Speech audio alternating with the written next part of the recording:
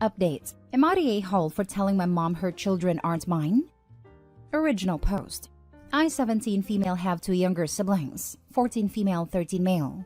My mother works 8 a.m. to 5 p.m. weekdays. When she gets off, she goes straight to my grandmother's house or her boyfriend's house and doesn't come home until 10 or 11 p.m. On weekends, she stays out at night. Whenever I ask to go out, which is rare, it's a no. Everyone has to come to my home, but then she complains about me inviting everyone over. I work a part-time summer job. I get paid enough for my needs and to put money aside for my upcoming senior events. When I get paid, I put about 50 to 75% of my money aside and buy whatever I need. I usually have enough to last me till the next time I get paid. My mother and I get paid the same week. She buys food with her first paycheck of the month and I buy food with my second paycheck. My mother buys mostly frozen food, junk food, and canned goods. I, on the other hand, buys fruits and vegetables, sometimes snacks. So, about 3 days ago, my mother bought the food she usually bought and left. I put away everything and continued my night. The next night, I went downstairs to find 90% of the food my mother bought was gone. I complained to my mother and she did nothing. I started to crave teriyaki and shrimp fried rice, so that's exactly what I bought. About 45 minutes later, it came and my siblings were complaining about how hungry they were. I told them to tell their mother, not me. A few minutes later, my mother came into my room screaming at me for not buying my siblings dinner. I told her they were her children, not mine, and I don't have to buy them anything. She told me to remember that and walked out. I shrugged my shoulders and continued to eat. Yesterday, my mother took my siblings and I to the mall. I went on my own as usual and bought some pink Crocs. My sister found me and told me that my mother said that I have to buy her something. I told her I didn't have to buy her anything because she isn't my child. She left and told my mother. My mom called me and just whispered, yelled at me, and hung up. I checked out and went to meet back up with my mom at our usual spot. After about 15 minutes, I called my mom to see where they were. She told me that she left and to find my own way home. I had my best friend take me home. When I got in, no one had said a word to me. Am I the a-hole for saying what I said? Now for the top comments before the update. Not the a-hole. Don't raise your kids. Get out quick. I'm hoping that's what the 50% to 75% of the paycheck she's saving is for. Not the a-hole.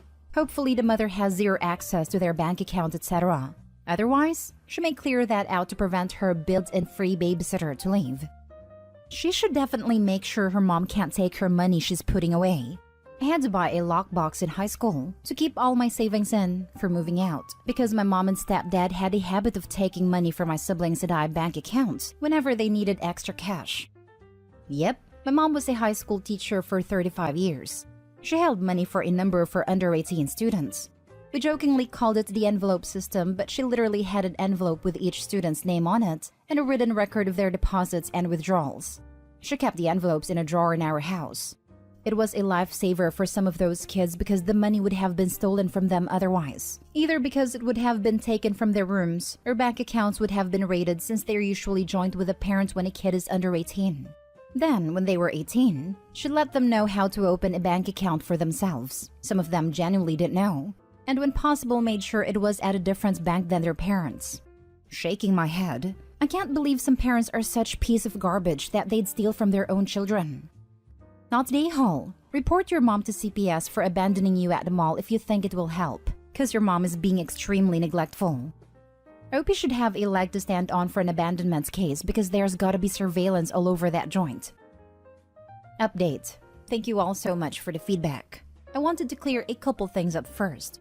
1. This hasn't been going on since I was little. It started about 1 year ago after I lost my older brother.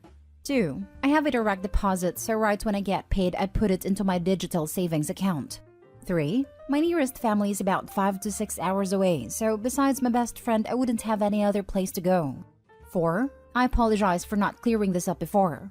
The grandmother house she goes to after work is her mother, not my dad's. I really don't consider her families anymore since she did some unspeakable things. I decided not to call CPS because I don't want to split up my siblings. But my paternal aunt and grandmother were already flying in to surprise visit us. They called my mother as soon as they landed. She is afraid of them, so she tried to make the house look as clean and neat as possible. When they came, they completely ignored my mom and went straight to us. When my mom went upstairs, I immediately burst into tears. I took my aunt into my room and told her everything that has better going on for the past year. She quickly got my grandmother. They both berated my mother, calling her unfit, a disappointment, and etc. While my mom was crying in the corner of the living room, my aunt gathered up all of our important documents and put them in her dashboard. My grandmother told my mother we're leaving with them for the week, and after their vacation down here, we're permanently staying with them. My grandmother owned a house not too far from where I live that I was not aware of. If I knew, I most definitely would have told her. I'll keep you all posted. Thank you so much. Your older brother was probably in your shoes before you lost him. It's difficult to see things from other people's perspective till you're in the same situation. I was thinking this. It kinda makes me feel sad because probably all his efforts wasn't seen. At least Opie is going to have things a little less complicated now. I really hope her family helps them. Glad your aunt was smart and gathered all of your important documents. Just out of curiosity, was your mom always like this, or did she become like this after your older brother passed away? Sorry for your loss, by the way. Obviously, you don't have to answer. My mom apparently changed a lot after we lost my oldest sibling, but I was a baby, so I'm going on the words of my sisters. It took my mom years to get out of that depression/anger funk. I'm just glad you have your aunt and grandmother to step up. And it's 100% understandable why you didn't call CPS because you knew they were coming for a visit. I hope everything works out for you and your siblings, Opie. I was wondering the same because I was 17 when my older brother died and it made my mother go crazy. She ran off with the man she had just met, got married in a month of knowing the person, and stopped talking to everyone else in the family. It was hard, and I had to move in with my older sister who already had her own kids to take care of. I didn't hear from her until COVID hit. I was around 21 because she was in the hospital clinging to life. She said it wasn't until she was laying in that bed fighting for her life that she realized that she let death cause such a rift that her other kids wouldn't have known until after if she were to die. I just hope Opie knows they are not alone and that life will get easier, especially now that they have a more stable place to live. Am I the a-hole for cutting my portion sizes in half at the dinner table after being served heaping portions by my mom? Growing up, my family and I were all fat. They never taught me about good nutrition, portion sizes, and the only exercise I got was gym class. So, of course I was used to all this, right? Especially since a lot of my friends were the same. When I went to college, I was exposed to a lot of new things, and I learned quickly that my family's habits weren't healthy. For years, they always said the weight was genetic. When I'd go to lunch with my friend group at the dining hall, I started noticing that my portion sizes were huge against theirs. I cut down my portions, and I joined them doing yoga and stuff. Naturally, I ended up losing some weight, like size 22 to tight size 12. I really like the way I look. You can see my collarbones. But I ended up having to go back home during summer break, and I've been surprised at just how different I feel from my family. When we would order pizzas 2 years ago, we'd basically each get our own, and it would be gone that night. We had pizza nights when I got home, and I ate 2 slices, and that was it. Last week, my mom made her special lasagna. I made a size salad to go with it. She always plates the meals and then sets the big dish in the middle so we can have more. Well, the piece she gave me was way too big. So, I cut it in half and served myself more salad. My sister immediately got on my case about how rude that was to mom because she worked hard on the lasagna. I said that I couldn't eat that much food in one sitting, and she scoffed and said that didn't used to be a problem. I said yes, but if you can't tell, things have changed a little. She got in my face and said that I brought my college BS home with me, and I should have left it at the door and ate like a normal person. I told her that I was eating like a normal person, that everyone I knew at school eats like this, and that we're the abnormality. That is not normal to be so stuffed at the table you're in pain. My brother chimed in, saying that I just gained the weight back, so stop pretending I'm better than they are. But I don't think I am at all. I'm no better than anyone. But I also don't think I'm wrong for sticking to smaller portions instead of being stuffed all the time. Am I the a-hole? Now for the top comments. Not the a-hole. You do you. You can tell your mom that the food is delicious without eating 3 servings. And you can tell your brother and sister to pound sand. Nothing like a little sibling projection, eh? That's what happened when they said Opie thought she was better than them. If in their head, eating less makes them assume someone thinks they are better than them, it kind of shows how they see themselves. They are extremely jealous and are trying to force Opie back into the fat fold. They don't like it that she's lost weight because it shows that it's not genetics, and they are a bunch of gluttons who want to keep you down with them. How dare you change for the better? You are supposed to still be exactly like them, and brother blames it on college. Extra jealous? Rather than the fact that your family lies about being fat and want you to stay that way to make them feel better. Not the a-hole. Crabs in the bucket. Not the a-hole. Nothing wrong with healthier eating habits. Trying to shame a sibling into something that's unhealthy? That's the true transgression here. My stepdad does this. If I pass on a piece of cake or take a smaller portion, I get the, "What are you, on a diet?" As if my eating choices at 36 years old makes a difference to him. The best is when it's the same people who used to fat shame you. My family's all around average size. I was the heaviest. Developed an eating disorder from all the comments and dropped a little under half my body weight. So now I'm extremely small. Still get comments. You just can't win sometimes. Lol. But something I've learned, especially from having such an up and down relationship with food and following particular diets over the years, vegan, paleo, etc., is some people really take offense because they think you're judging their habits by making your own decisions about yours. I always tell people I don't give a damn what anyone else eats, and that's how it really should be. Now for the last story. Am I the a-hole for teaching my biological daughter my native language but not my stepkids? My partner and I got married about 2 years ago, and the same year we found out we were having a baby. As we're both over 40, she was very welcome as my partner has 3 children from a previous marriage. The issue comes now. My daughter is really learning to speak, and I speak to her only in my native language. I moved to our current country, where my partner and stepkids are native speakers / born here, and so I speak both my home language and theirs fluently. But I want my daughter to be able to speak to her family who only speak my native language when we go back to my home country. I also want to keep that part of her heritage alive since she won't be as connected to it as the other half growing up here. My stepkids, 11, 8, and 4, who are obviously feeling threatened by the new baby and her place in their life, have begun to have a problem with this. My partner is also sensitive to it and the distress of the other children.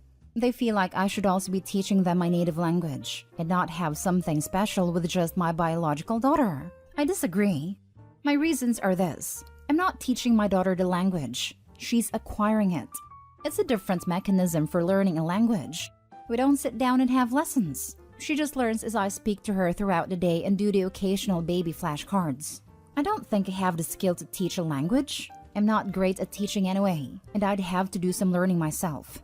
I'm a parent to 4 kids now. In between homework, after-school clubs, and the other lessons the children have, I just don't know when we would have the time. This on top of my own work, and the fact that the little one of course requires more attention.